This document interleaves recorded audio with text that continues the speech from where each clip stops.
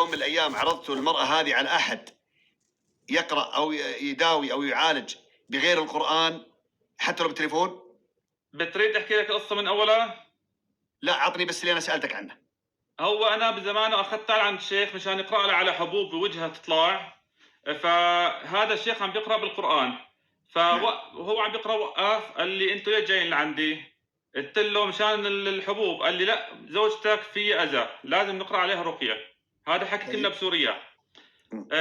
تابعنا بالرقيه وتحسنت، ولكن الحمد بعد ما انجبرنا انه نطلع من بلادنا، بتعرف انت بجنوى المشاكل بسوريا، جينا على المانيا امورها صارت تسوء بزياده، صارت امورها سيئه كثير سيئه.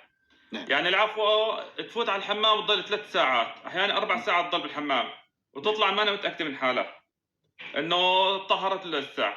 صحيح. ومثل مشاكل كثيره. فسالت هون بالمانيا كثير، بتعرف انت هون بالمانيا يعني الصعبه هالشغله هي. إيه.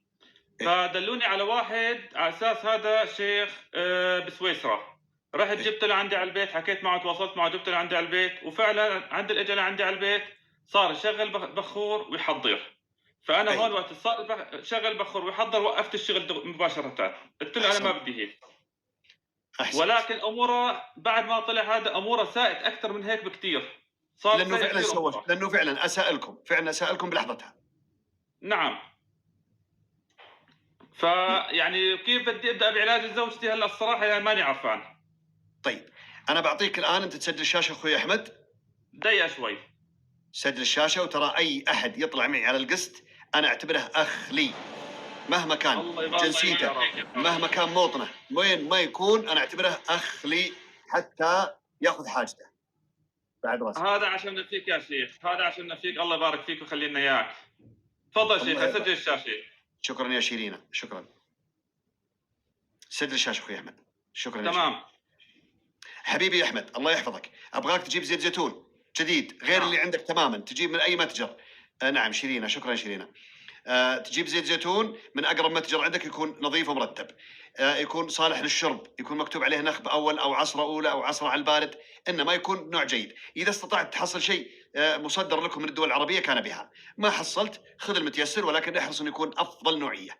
ثم تفتح الغطاء وتقرأ الفاتحة عليه 7 مرات، تقرأ الخمس الأوائل من سورة البقرة، تقرأ خواتيم سورة البقرة الآيتين الأخيرة من سورة البقرة، تقرأ آية الكرسي مرة أو 3 أو 5 أو 7 آية الكرسي، ثم تقرأ تمام. الآية اللي بقولها الآن كاملة، تقرأها زي ما بقول لك الآن: أعوذ بالله من الشيطان الرجيم، بسم الله الرحمن الرحيم، فوقع الحق وبطل ما كانوا يعملون فغلبوا هنالك وانقلبوا صاغرين. أضف عليها أعوذ بالله من الشيطان الرجيم، وقدمنا إلى ما عملوا من عمل فجعلناه هباء منثورا. بعدين تقرأ فأصبح هشيما فأصبح هشيما تذروه الرياح وكان الله على كل شيء مقتدرا. بعدين تقرأ أعوذ بالله من الشيطان الرجيم، بسم الله الرحمن الرحيم، ومثل كلمة خبيثة كشجرة خبيثة اجتثت من فوق الأرض ما لها من قرار. بعدين تقرأ في سورة الحشر أعوذ بالله من الشيطان الرجيم، بسم الله الرحمن الرحيم، وظنوا أنهم مانعتهم حصونهم من الله فأتاهم الله من حيث لم يحتسبوا وقذف في قلوبهم الرعب يخربون بيوتهم بأيديهم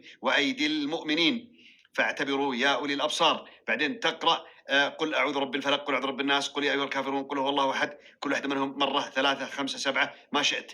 بعدين تقرأ هذا الذكر، تقول هذا الذكر: اللهم يا حي يا قيوم بقوتك أستجير فأجرني، وبرحمتك أستغيث فأغثني، اللهم فك رهاني ورهان زوجتي المرهونة بالسحر والحسد والعين ومس الشياطين وأذاهم ومن سائر الأمراض والأسقام ما علمنا منها وما لم نعلم. ثم انفث بعد ما تصلي على رسول الله من قبل ومن بعد، وتذكر الله وتقول لا إله إلا الله وحده لا شريك له، له الملك وله الحمد يحيي ويميت وهو على كل شيء قدير. تنفث بالزيت. بعدين تاخذون قبل وجبة السحور كل واحد منكم، وخاصة الزوجة، أهلا يا تب، أنت والزوجة كل واحد منكم يأخذ ملعقة من الزيت قبل وجبة السحور بنصف ساعة. وبعدين الدهان للرأس وخاصة الجبين ومنطقة البطن ومنطقة السرة تحديدا، وبالنسبة للزوجة منطقة الأرحام الحوض كامل مع منطقة السرة والجبين، أنت الجبين وأسفل الظهر يوميا بدون انقطاع. وكل ما نزلت الكمية الزيت جيبوا نفس النوع أضيفوا عليه واستمروا بهذا الحال حتى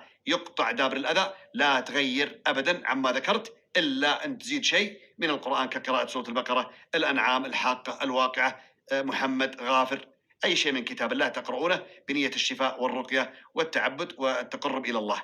واضح يا أحمد؟ تمام إن شاء الله. ولكن سؤال شيخي، بإمكانها كمان زوجتي تستخدمه وقت بكون بالحيض بالدورة؟ أي نعم، طبيعي جدا. تمام. ولكن لا تدهن منطقة المنطقة الخاصة، تدهن فقط تمام. الحوض، منطقة السرة والجبين ليلين حتى تنتهي من العذر، بعدين تستمر بنفس الدهان اللي ذكرنا. طيب يا شيخ، أنا في عندي ابني كمان إنه عنده تأخر بالنطق، كمان هالشيء بيأثر عليه؟ أنا قالوا لي إنه من على سحر أمه. ادهن منطقة الجبين عند الولد وحطه تحت لسانه بالزيت. صار عمره تقريبا هلا 6 سنوات، لحد هلا كلامه كثير كثير ضعيف، وما عرضنا على دكاتره كثير واموره ما في شيء، يعني سليم الحمد لله.